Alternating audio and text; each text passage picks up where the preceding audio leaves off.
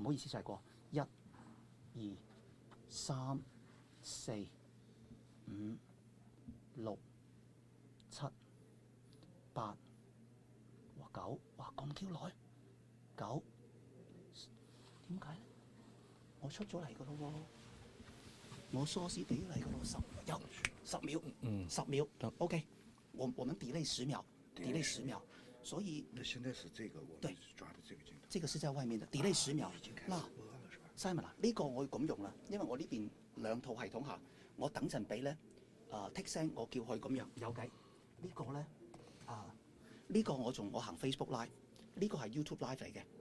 呢個係 YouTube Live， 因為而家我做唔到一部機咧升兩個色路出去。係嚇咁嘅話 ，Facebook Live 我等陣轉嚟你呢度，係啦，好容易做。OK，所以 OK，唔係如果 Facebook Live 就呢一嚿，喺呢度做咯，所以喺呢度做係啦，所以就唔使走嚟走去啦。OK，咁但係呢個樣衰咧，你就有背景喎。馬利克，你呢個已經是現場聲音嘅啦，一開咗聲嘅時候就出㗎啦。如果你開咗，係我知啊，係啊，但係我個聲係會出嗰度㗎嘛，得呢個就呢度收聲，係啦。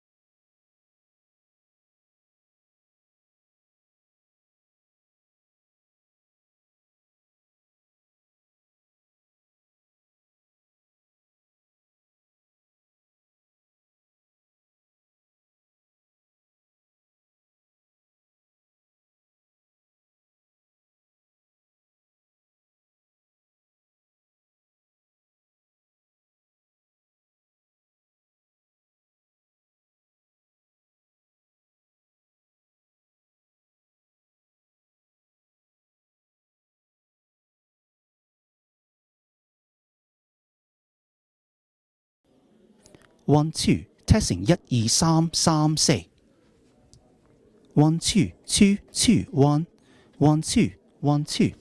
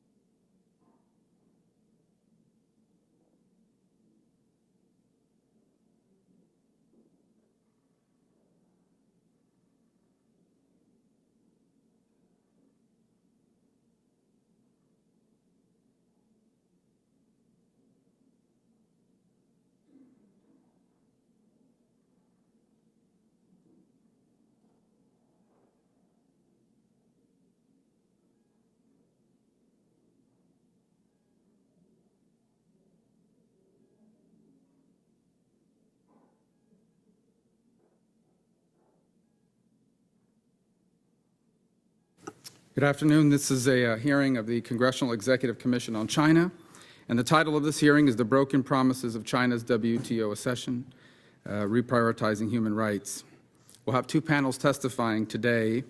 The House is currently in votes, and so I'm going to skip my opening comments and welcome our first panel, the House Democratic Leader Nancy Pelosi and former Member of Congress Frank Wolf. 歡迎大家收睇今次自由亞洲電台喺美國國會嘅直播。而家我哋喺呢個國會及行政當局中國委員會嘅現場，主席咧係盧比奧。咁今日咧會率先發言嘅咧就係前美國眾議院嘅議長佩洛西，同埋共和黨前眾議員。With our distinguished guest and with, of course, Congressman Frank Wolf, a true patriot, a champion for human rights in the world. He took risks, he was persistent, he was dissatisfied, and he was our champion, and still is. It's my privilege to join you in confronting the broken promise of China's World Trade Organization accession. You know the background of this commission, so I won't go into it, except to say that when there was the normalization of trade relations of China, we knew what was at stake: freedom and prosperity at home and in communities in China. So the commission was formed after that. 咁今日佢嘅發言重點咧，其實最主要就係話喺過去10幾年加入世貿協議，中國咧一直都冇係履行佢嘅承諾，仍然係有即係剝削勞工等等嘅問題。The young people arrested at the time of Tiananmen Square free. What could we do to use our leverage that we had with the U.S. trade deficit to free those prisoners, to stop the proliferation of missile technology to Pakistan, which the Chinese were doing, and also to gain access to China's market. We thought with a $5 billion annual trade deficit, we were really had tremendous leverage.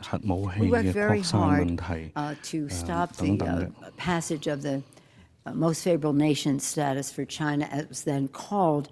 Mr. Wolf, at considerable risk to himself and to others, visited prisoners over and over again, brought home a record for us of prison labor products that we could demonstrate clearly that China was exporting to the United States, to make a case to the President of the United States, then President Bill Clinton, that China should, at the very least, shouldn't have most favored nation status, but they also, there could be some penalty. We said treat these people like you would treat intellectual property. You would do some tariff adjustment on intellectual property, treat intellectuals and people the same way. Well, anyway, we failed.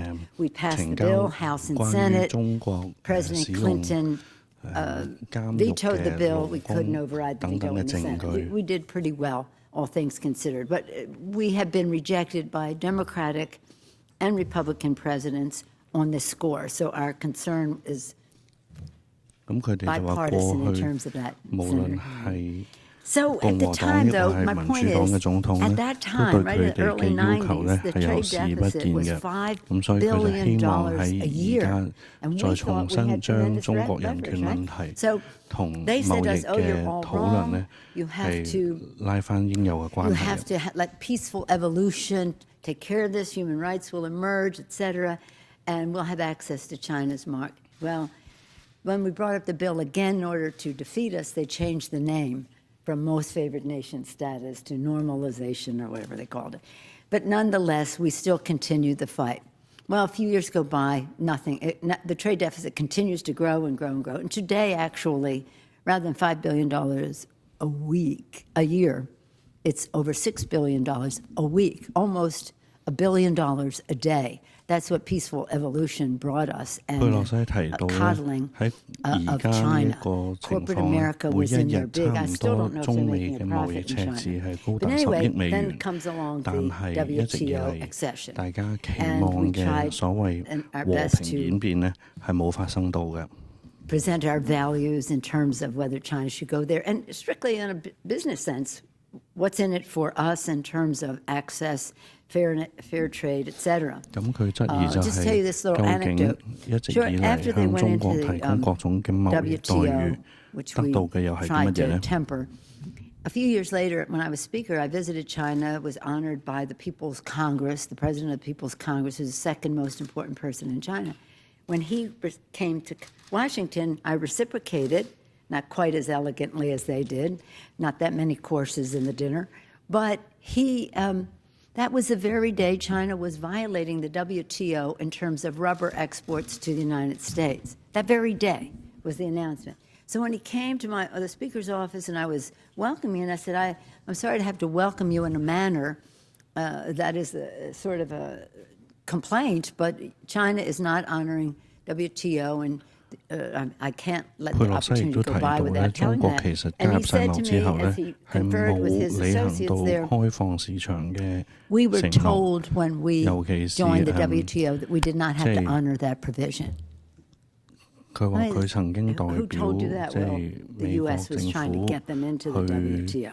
So in any event, as I say, we've gone from $5 billion a year to $6.2 billion a week because 由每 that was 睇住 going to 以 make 前 matters 由每 better. 年50億美元嘅 China 貿易赤字，去到而家係每 continued to 日差唔多有 proliferate 10億美元 missile technology, 嘅赤字。 still has 咁再加 non-trade 上即 barriers 係 to our 中國 China, violates our 懷疑 intellectual 有 property rights, 違反 and I will say 各 one 種 more 知識 thing. 產權 When, 嘅保障， when we 或 were 者 complaining 係 about the 甚至 violating 乎 of 盜竊 intellectual property 美 rights, 國嘅科技 the 等等。 administration, that would be the Clinton 咁究竟 administration at the time, would 喺 say, 過去 oh, 嘅 they 幾屆 can't, 政府 it's 有做過 they 啲乜 can't 呢？ be accountable for what happens in the provinces. You've heard that, right?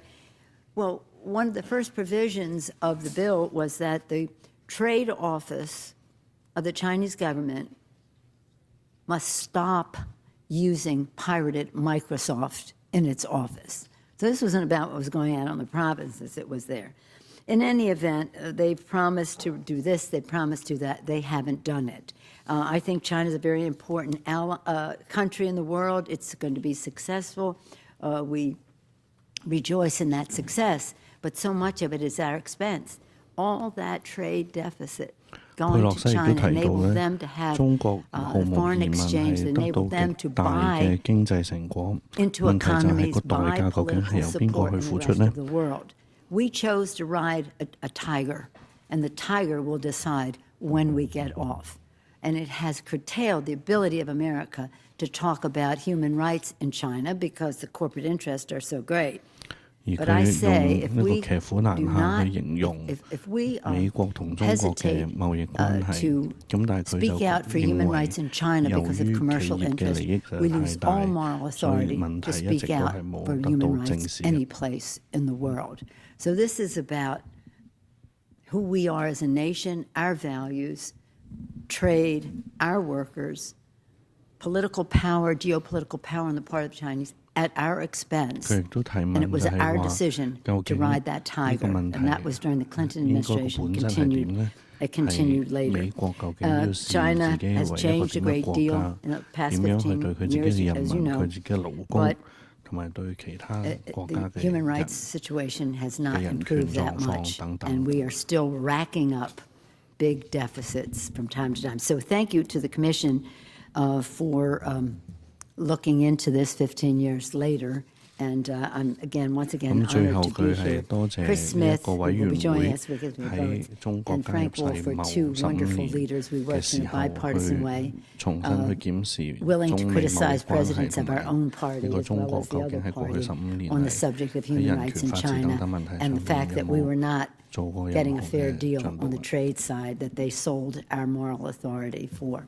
With that, I thank you again. I thank Senator Peters for joining us today and his work on this commission. Thank you, Senator Rubio. Thank you, Leader Pelosi. Congressman Wolf, welcome. We're glad to have you here. Thank you, Senator. 第 I 二 want 個 to 發 begin by 言嘅 thanking 係 Chairman 沃爾 Rubio 夫， and 沃 Chairman 爾 Smith 夫 and members 係 of the 共和 Congressional 黨 Executive 前 Commission 嘅 on 眾議 China for 院議 convening 員， this very 咁啊亦 important 都 hearing. 當時係 I 人 also 權 want to 委員會 recognize your 主席 outstanding 嘅。 staff, Elise Anderson, Paul Product, and Scott Flipsy, who are some of the best staffers I've ever worked with.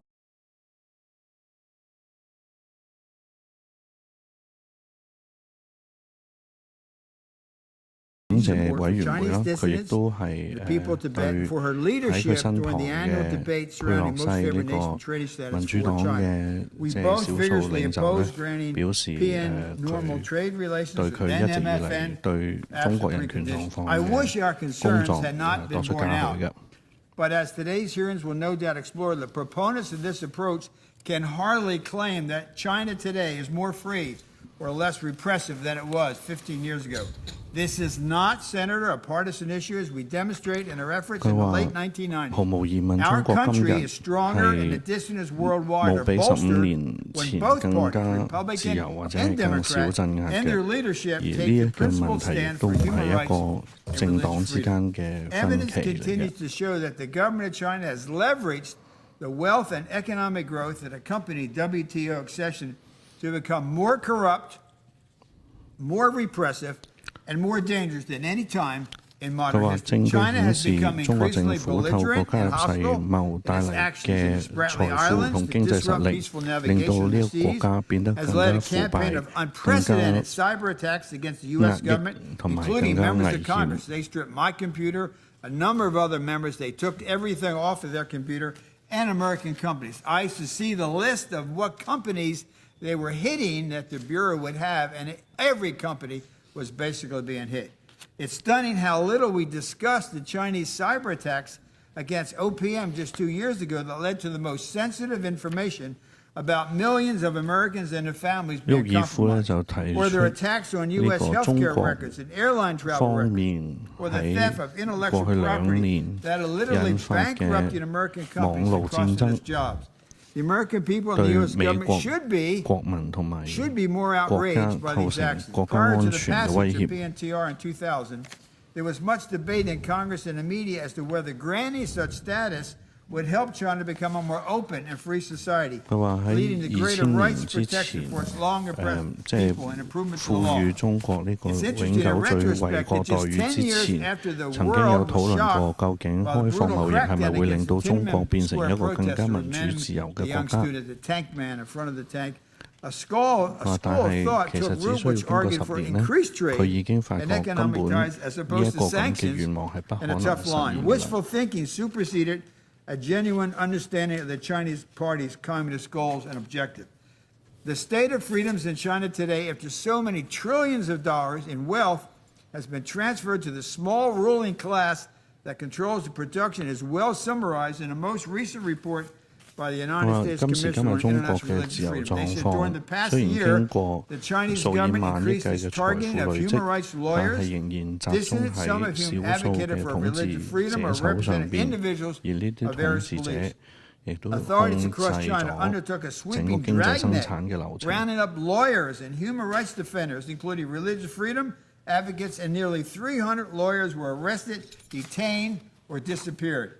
They continue to say many of these individuals came under government suspicion precisely because they chose to represent politically undesirable religious groups such as the Uyghurs Muslims or unregistered Christian leaders and members. Both the Catholic Church and the Protestant Church are being persecuted by the Chinese government.